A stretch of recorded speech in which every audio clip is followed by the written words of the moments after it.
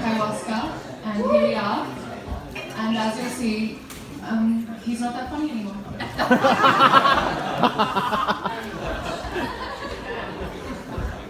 Thank you. Well, actually what happened is that the ayahuasca cured the reasons why I was doing comedy, and then I just... Also, my acts became less and less relatable the more ayahuasca I drank.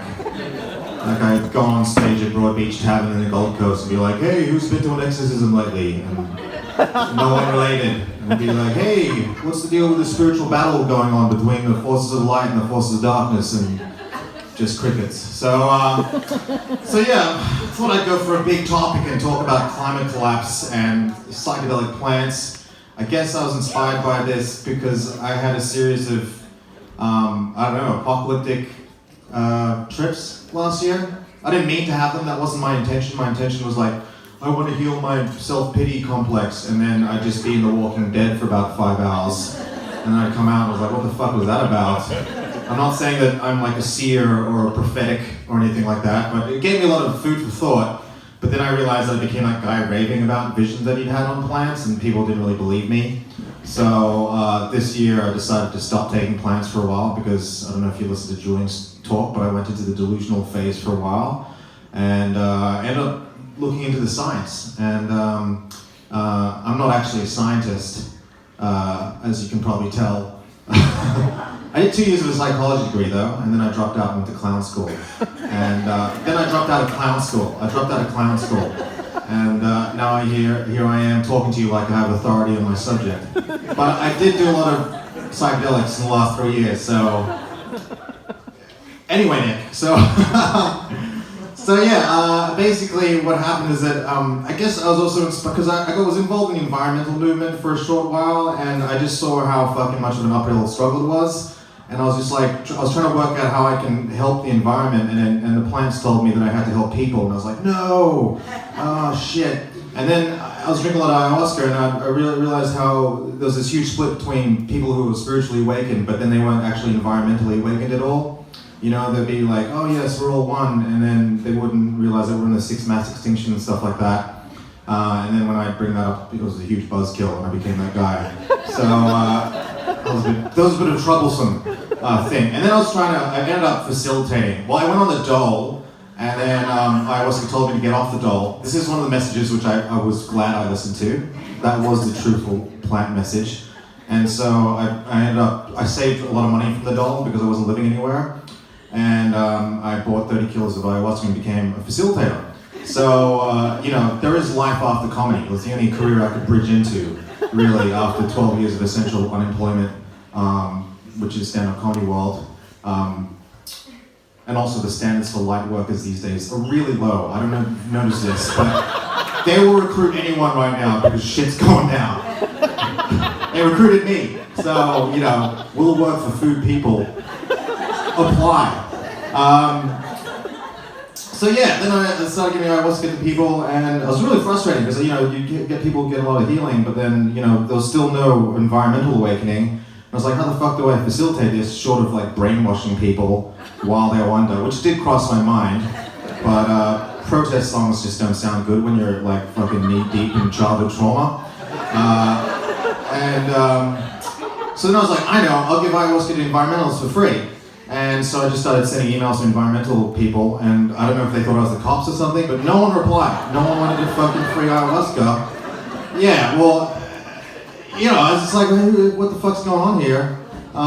So a few people did come, but I realized there's a lot of wounding in the environmental space anyway, right? And there was a lot of people who were trying to fix the world because they themselves were actually really fucked up. And a lot of them actually I don't think they actually wanted to face that. I'm not saying everyone, but some of them. At least most of the people I seem to be emailing. So I looked into climate collapse, and I realized I'm not a scientist. And I actually ended up running a group like 2 weeks ago. This is being filmed, by the way, so I just want to say I've since stopped facilitating ayahuasca ceremonies because they're against the law. So for any undercover cops, Julian Palmer, it's an inside joke. He's very deep undercover. So deep he's forgotten. So he actually talked his deep cover. Can you turn it down a little bit? turn it down. It's really loud. Yeah, but then I can't hear the self-critical thoughts in my head. I have to do this. My default mode network kicks in. I appreciate your vocality through the day, sir, but I need this to be this loud right now. I like microdose to like try and take away the anxiety, and I just got more anxiety. And so I thought I'd microdose more to get rid of that. That backfired terribly. So I need to like not hear the voices in my head right now. Climate collapse. There's going to be a few moments like this, but it's going well. It's going well. You can heckle me as well, by the way, if you want. It's fine. I'm not here anymore. Actually, I drank ayahuasca with climate denialists 3 weeks ago in Goulburn, which was strange. No, but they were full hippies. They looked just like you guys, but they were just like, nah, man, climate change is just the UN conspiracy for New World Order. And they were like, well, have you noticed climate change? And I was like, I don't actually fucking know. You know, I haven't even lived anywhere stable for 5 years, so I haven't been able to measure the weather. And so then I became a climate denialist. So I don't even know if climate change is real anymore, but I know that environmental destruction is happening. Yeah. So we can at least agree on that. So I wrote a talk about it. I was gonna have a fucking PowerPoint thing, but I'm a Luddite, I could be fucked. So what I'll do is I printed it all out onto pieces of paper and I'll just show it to you. So here's the first, but to save paper, because I'm conscious, I just squeezed them like several slides onto one piece of paper. So that was the first slide. 10 years until the whole shithouse goes up in flames. That's apparently the fucking prediction. I don't know if it's true. I talked to my drunk climate scientist friend at a high school reunion 2 weeks ago, and he said, I don't know. So anyway, so I went into the narrative though, and the first response was like, we're totally fucked. Which was a bit of a buzzkill, and I got into that for a while because you kind of get off it and you start fantasizing about walking around in a fucking apocalyptic wasteland, going up to denialists and saying, I told you so, and getting that little sort of self-righteous kick out of it, but then that's not really helpful. And it's also really disempowering, that perspective, it's just like, fuck, well, what do I do with this? You just sort of nothing. And then the second response was, we can save the world, if we can go vegan and stuff like that, and sustainability. But I was like, why do we even want to sustain the current system? It's fucked on so many levels, right? So that's a bit of an issue, and I thought it was a bit of a pipe dream. And then I was like, well, I need to find other responses. So this one says, so I looked through a variety of responses, and this one, Naomi Klein said, this isn't an opportunity to shift away from the dominant capitalist consumerist matrix and towards the next liberal protopian phase of humanity as long as we don't kill ourselves in the process. It's a bit more hopeful. And then response 3B, and this was from Charles Eisenstein. This is an opportunity to shift away from the old story based on separation to a new story based on interconnectedness and towards the next liberal protopian phase of humanity as long as we don't kill ourselves in the process. And I was like, that's nice, that sounds good. And then this is the response 3C was, this was Daniel Pinchbeck. This is an opportunity, climate collapse is an unconsciously manifested mass initiation event to help humanity reach the next level of maturity and head towards the next liberal protopian phase of humanity as long as we don't kill ourselves in the process. I was like, oh, that's a good one. So give me hope. And then response 3D, which was another guy called Daniel Schmachtenberger. He's really great, you should listen to him. He said, this is an opportunity. Impending climate collapse is actually a birthing process, like a baby feeding off its mother when inside the womb. Suddenly the baby will phase shift into a way of being that is completely unlike its previous mode of existence. Likewise, humanity will shift away from a system based on open loops and win-lose scenarios towards the next phase of liberal protopian humanity, as long as we don't kill ourselves in the process. So that was kind of good, I guess. In the end, I got out of my climate change hole by taking 23 grams of iboga and deleting Facebook. And then I had a spontaneous soul retrieval experience where I felt this power coming back into my stomach, and now I'm a lot more constructive as a human being and less prone to apocalyptic bullshit. Yeah. But I think what happened is that I started realizing, well, how the fuck am I contributing to climate collapse? And I realized a lot of the systems which are fueling the systems which are creating climate collapse have been internalized in myself, and that's a total bummer. And they're really hard to get out of, especially when you're still living in the system.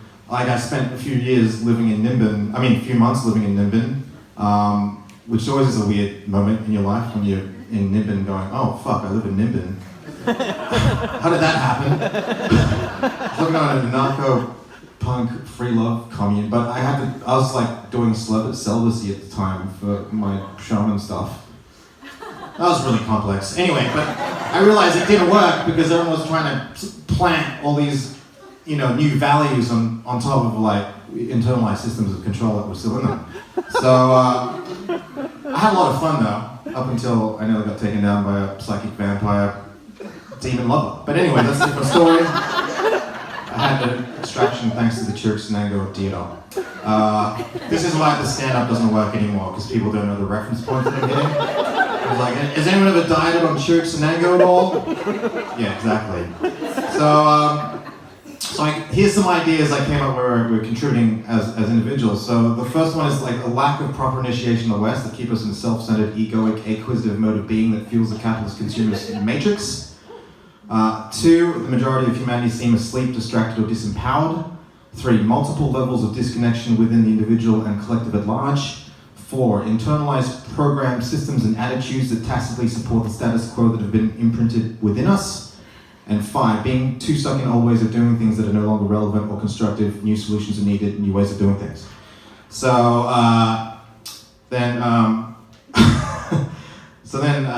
because I work with psychedelic plants, I was like, well, how do we use these to, like, I don't know, deal with the climate collapse? So the one is obviously psychedelic plants as tools for initiation. 2, psychedelic plants as tools for awakening. 3, psychedelic plants as tools for reconnection. 4, psychedelic plants as deprogramming. Number 5 is tools as guidance and problem solving. And number 6 as psychedelic plants as tools for helping one come to terms with the death of civilization. Which is, I'm still working on that one. That's hard, but sushi tastes better to me these days, now that I'm aware that it might not last for much longer. I realized that after ayahuasca one day. I don't drink as much as I used to, by the way. So I know it sounds like, anyway, shut up, Nick. So yeah, I guess I'll start with initiation stuff. Like, initiation is in like a ego death type experience where you completely lose all sense of your previous self and you have a sort of rebirth experience, possibly transpersonal type experience, and Pinchbeck talks about this. Yeah, he talks about apparently there's a neurophysiological mechanism where you get taken out of your individual, limited, self-centered ego, and you're situated within a wider collective, which makes you suddenly realize, oh shit, I'm connected to everything, right? And I guess that happened to me because my previous incarnation was a pretty self-centered comedian, and then I actually went into ayahuasca to find out how I could be a better comedian, and my first journey ayahuasca told me, quit comedy, it's killing you. And then I got shown a vision of Gaia, and she said, help me. And I thought, what is this fucking hippie shit? Like, I wasn't into any of this. I was like the most nihilist, hedonist you could think of. And then on the third experience I basically had I had an entity extraction taken out of my stomach, and 12 years of depression was basically healed in one night. There was a 6 months of integration after that. And, but I had to make a deal. I had to make a deal with, I don't know if it was ayahuasca or a Gaia at that point, but it said you have to be, we'll take this thing out of you as long as you start living for other people, because the center of your misery is your self-centeredness. And so I was like, yeah, just get that shit out of me, because there's this horrible black cloud and full of horrible things. And just losing my track here. So yeah, I felt like that was my initiatory experience, at least one of them. And but the problem with initiation is, like, in traditional societies, from what research I've done, it's like a community thing. The community welcomes you back, and they're like, oh, hooray for you, we'll welcome you in as your new version of yourself, and all the roles and sort of, new concept of yourself that's welcomed in and integrated in a community setting. But when I came back into my community and I tried to tell people about this, they just thought I was a nutbag, you know? And so that's what I realized, that you need to build a new community, basically, where you can integrate these experiences. Otherwise, you're pretty much marginalized as a new age nutbag. I actually ended up losing like half of my friends at the time because they weren't able to get on board with the new Nick. And the other guys, half of my other friends were quite actually happy with that stuff. So that's a good point there. I'm still getting used to not being a comedian anymore, so when people don't laugh, I kind of panic. So if I appear skittish, that's what's happening in my mind. I'm a post-comedian now, so I don't have to be funny all the time. But also the other problem is right now, there's not really any traditional systems of initiation in our society right now because, we're so disconnected. So I think a lot of people are just going through just haphazard self-initiation processes. And I think that's just what has to happen right now because there's a sort of sense of not so much time to really, go down to the Amazon and really work with the lineage. Not that I'm saying that you shouldn't do that. You should do that if you have a chance. But I feel like, all bets are off right now. Fucking Trump's in. So fucking do it. So here's some benefits I'd like to read out about these initiatory experiences. I feel like, because what I've read from the other indigenous is it doesn't have to be with psychotropic plants, but sometimes it's through extreme pain or ordeal circumstances. All they seem to do is make you transcend your mental limitations.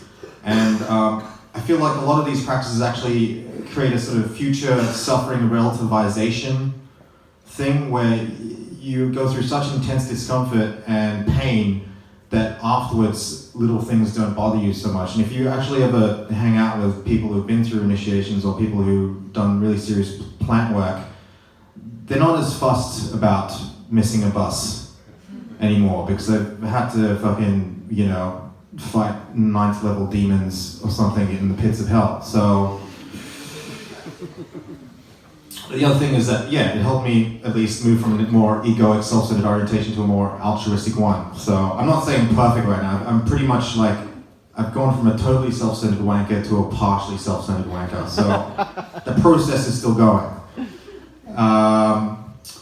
And also the ego death you go through is it just helps you live in the present more. Like, I did a Boga flood dose at the beginning of the year, and man, I was just being shown myself dying in fucking hundreds of different horrible ways for hours on end. So you should all do a Boga flood dose.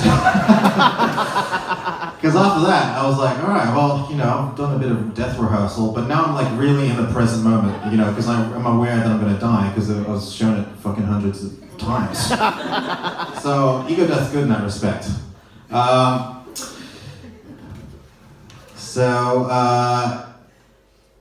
The other thing was traditional initiations were compulsory most of the time and mandatory in order to be part of the group, and non-traditional initiations are optional.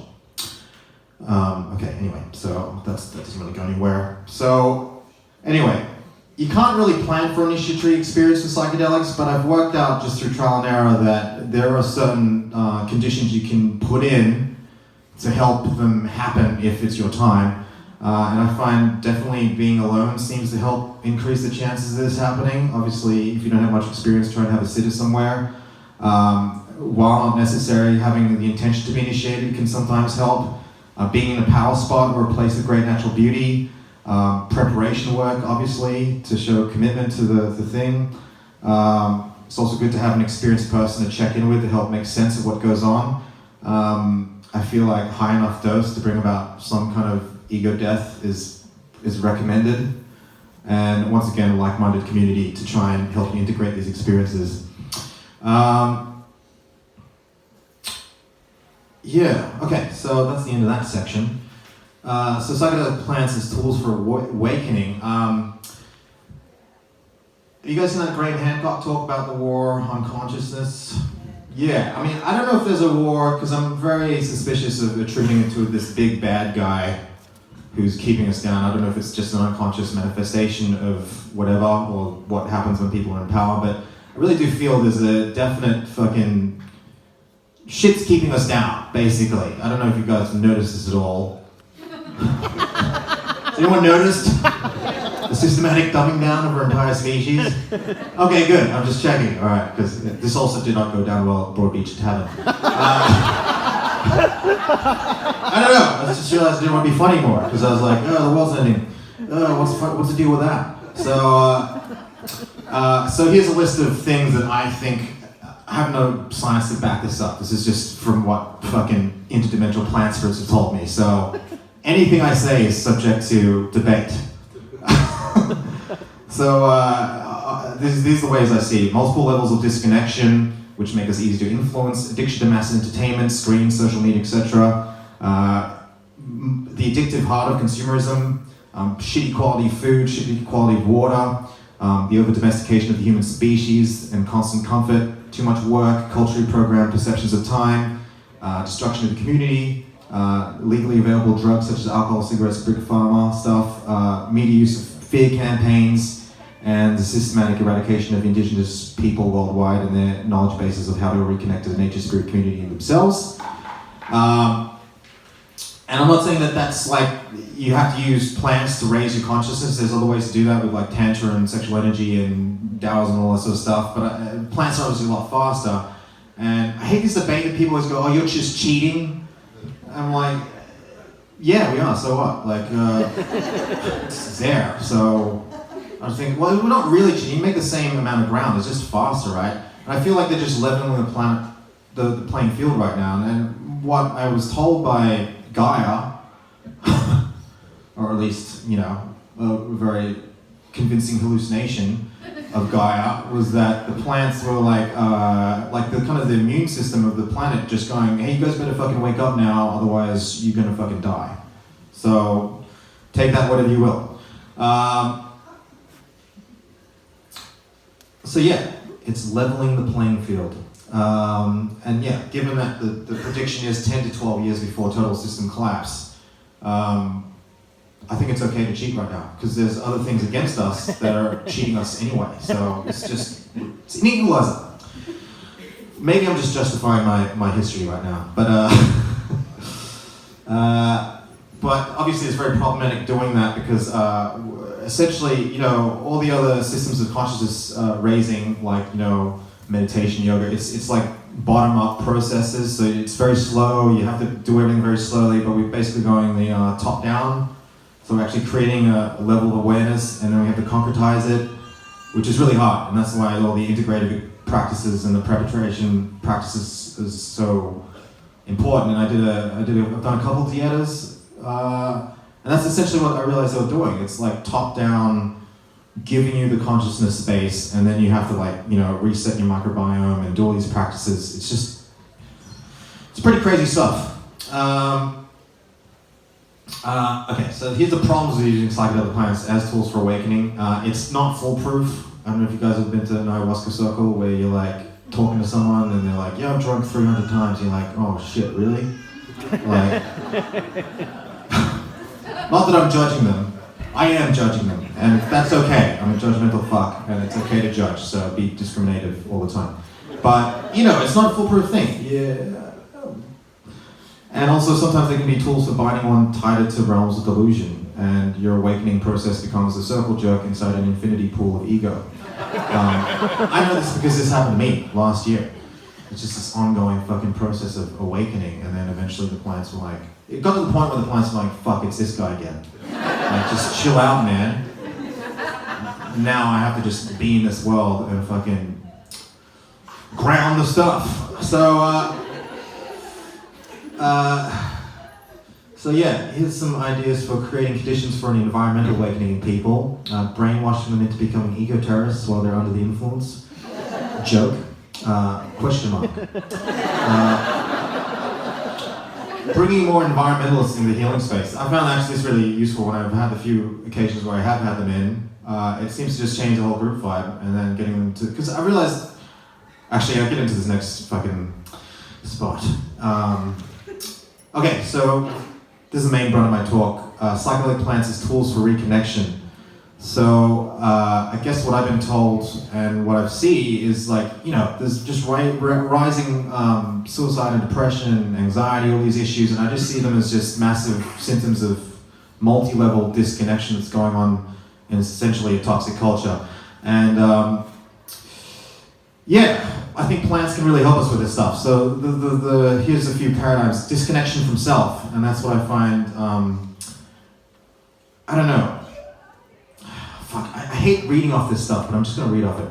So, there's many levels of disconnection from the self, and I've started realizing through plants that I'm not like this unified being. It's more like this terrible parliament of people yelling at each other. But I'm like integrating that now, and slowly people are convincing each other that they're not going to hurt each other, and it's kind of getting better at that.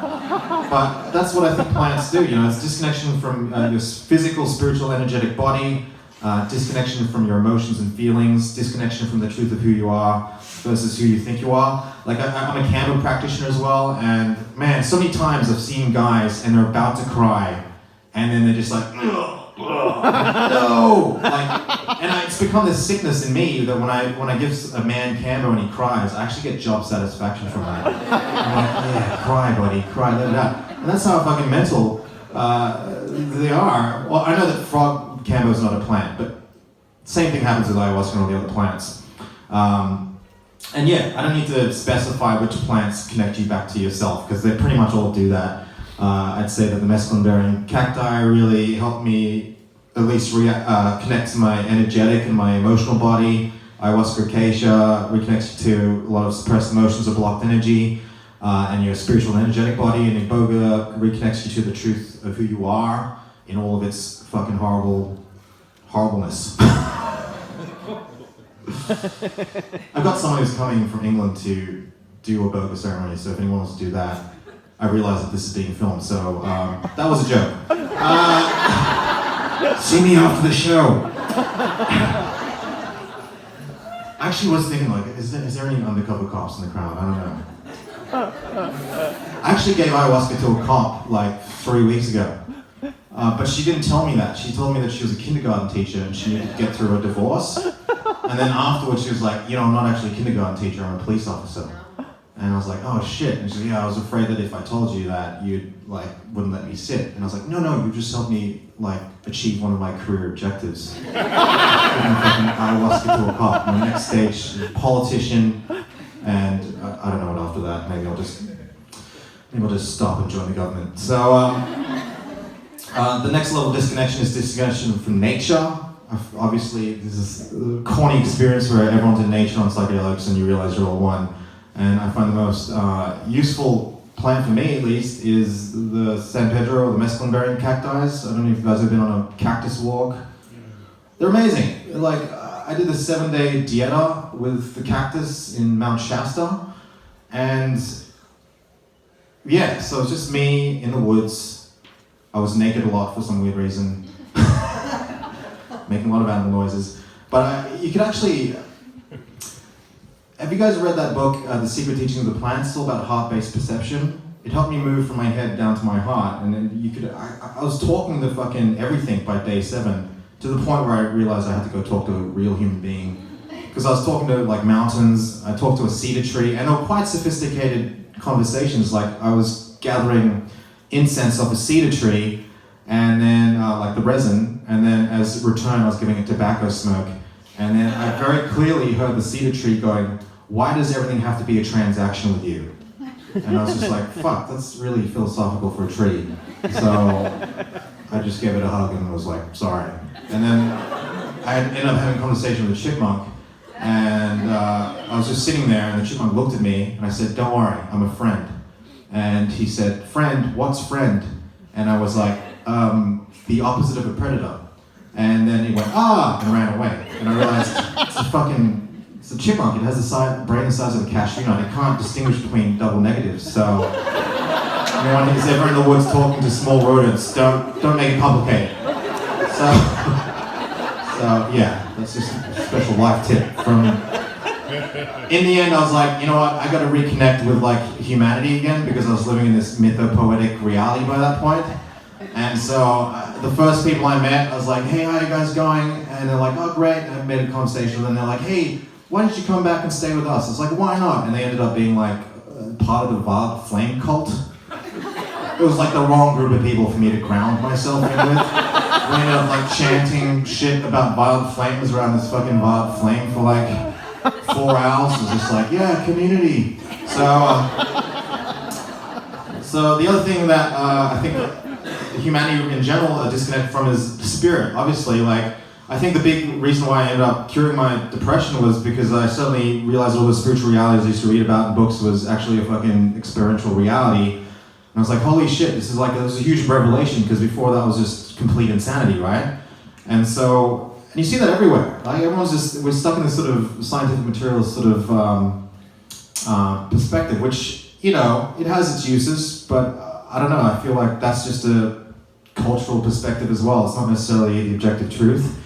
And I'd say that the best plants for that were, well, at least in my experience, the Australian acacias, either in oral brews or DMT.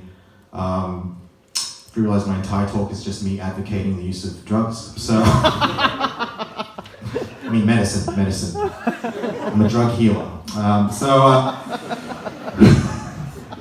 So yeah, you should go do that. You should. Fucking acacias are amazing. They're of this land. So, the next level of disconnection that I found is disconnection from the community, and yeah, I think there's massive loneliness running through this entire society, both as a symptom of the isolating effect of modern society and also from having too solid ego boundaries. Like I used to be really alone, and then on one journey it showed me the reason why I was so alone was because my ego boundaries were so solid. And I think that's, just a product of being raised in an individualistic culture. Plants help bring people. How many people have been to circles where you're like eyeing everyone off, just going, fuck, I don't like that look of that guy, or your mask's quite thick, and like, I'm not going to be able to relate to that guy, he looks like a fucking MMA fighter or something like that, and she looks a bit too hoity-toity, and then you go through a really intense experience, and then all the masks have dropped away.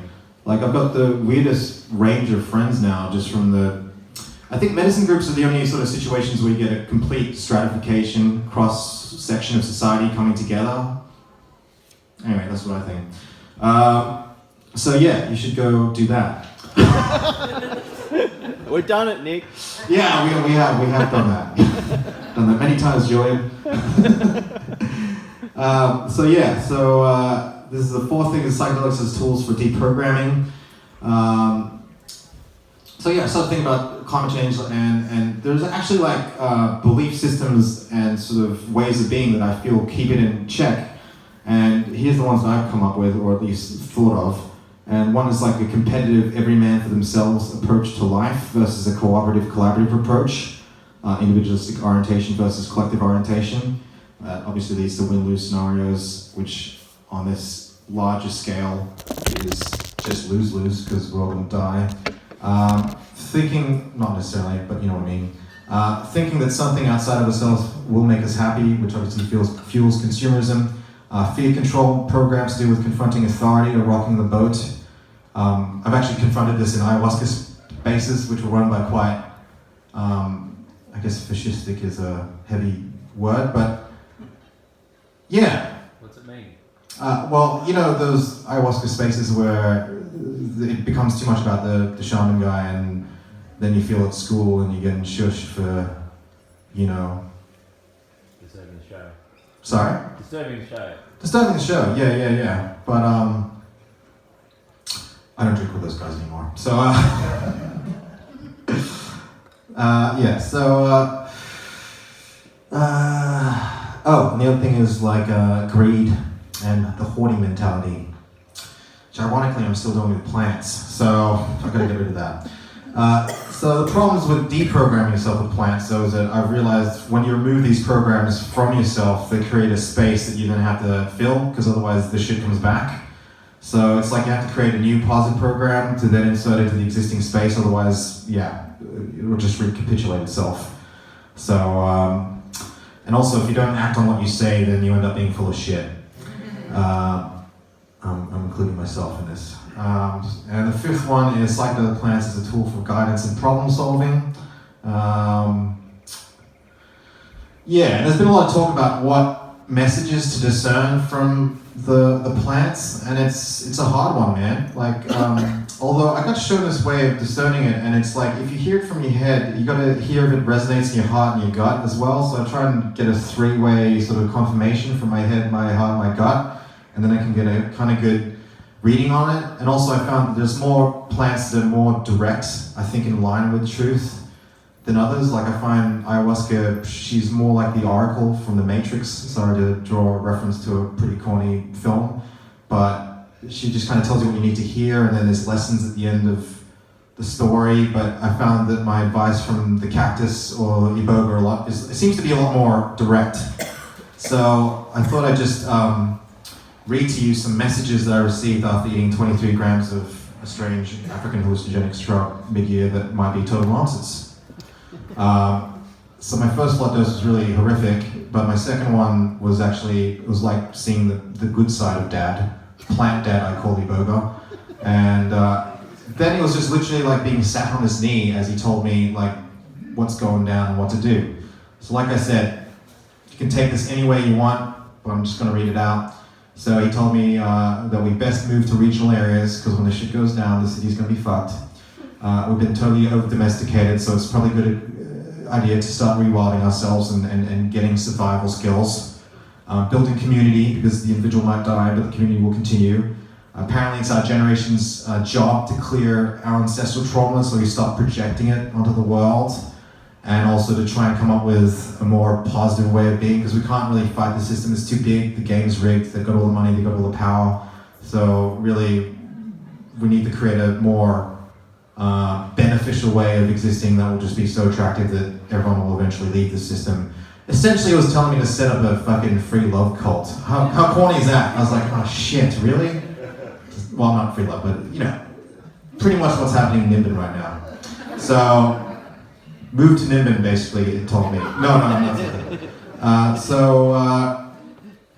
It also told me there's a split going on between those of us who are trying to deal with shit and the other ones who are like trying to just batten down the hatches and not to even waste our time with those guys. It also told me it was going to be a messy birth.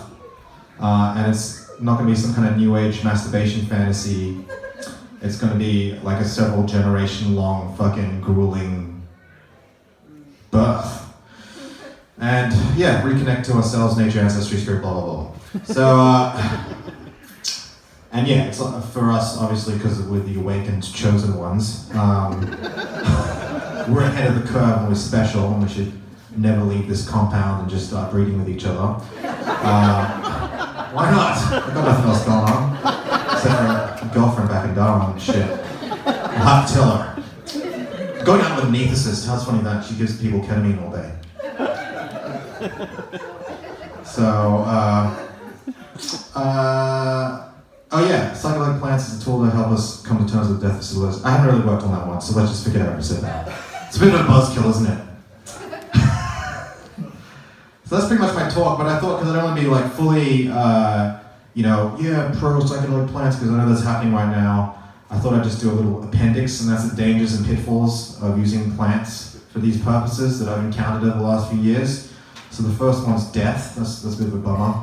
I wouldn't say it's very common, and I'm not saying it's because of the plants, but it can happen. So watch out. Don't smoke DMT next to a cliff. That's what I'm trying to say. It's bad idea. Insanity. Again, it's not popular, but it can happen. I've met a few casualties. Maybe some of them will come back. Maybe they won't. I don't know. Purification and demonization of facilitators. This happens all the time to me when I used to facilitate. And if someone has a positive experience, then they think I'm some fucking overlord of awakening, but it's just like, dude, I'm just a guy with weird hobbies. It's really it, and a lot of free time to work on this shit. And then if they have a negative experience, demonization happens. So really, they're just people. Just because they're wearing a lot of feathers and they're singing gibberish doesn't mean that they're fucking elevated. A lot of it has to do with the amount of medicine that's in your system, okay? So, I'm trying not to sleep with them. It's just there's a lot of problems involved there. Apparently, I don't know. So, I'm a clean one, so. It's not a quick fix. You can't just drink medicine and expect everything to fix itself. Although sometimes it does happen. You can't just keep drinking plants and expect to be enlightened. This year's been me, but just integration, and I'm realizing how fucking important that is. I know it's really corny and everyone just says it, but fucking, I don't know, Qigong really does wonders for me, which I haven't done for about a month now, and I can really feel it. Fake healing, you can really get lost in this narrative of healing sometimes with these plants. It becomes this huge ongoing story that ends up with a total narcissistic fucking, you just go up your own butthole basically, so check in with someone. Experience chasing, you can end up chasing the fireworks. Ego inflation, I don't know how many times I've fucking seen that happen, both in myself and everyone around you. Also running power through an unclean system.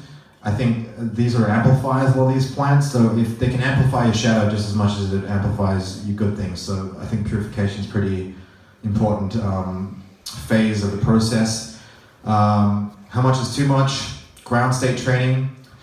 Grounding, yeah. I'm talking to myself right now for this one.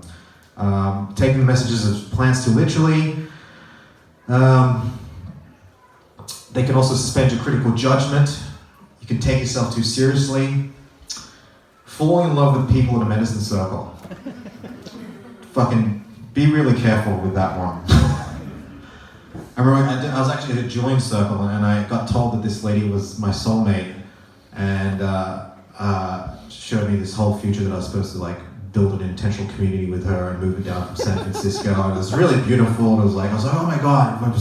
So I called her up and I was like, yeah, you know, you're my soulmate. And she was like, I don't feel that way at all. And now she doesn't talk to me. So just warning you, sometimes it's because your head's fucking really full of serotonin. Another big one is you end up listening to music that you used to think was shit. I know, my music taste, I used to listen to a lot of metal. I was listening to like this song on the radio one time after a ceremony. I was like, what the fuck is this? This is amazing. This is like the seraphims, you know, singing me from the music of the spheres. It was fucking Enya. It's Enya. And I still like the music. I was like, it's still good. It was the fucking soundtrack to the Lord of the Rings. So, another big one is that you end up becoming one of those really annoying people on internet platforms who always has to be right and have the last word. It's a waste of time. And the last big danger of using psychedelic plants for these purposes is that you end up doing a talk at a psychedelic plant forum like you think you actually know what the hell's going on right now. So that's pretty much the end of my talk. I don't know if you want to...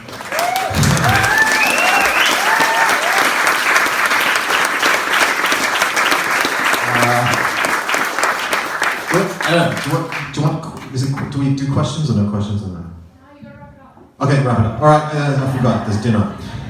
Food's better than talk. Okay, thanks a lot. And give it up for Rebel Herbal and Rachel.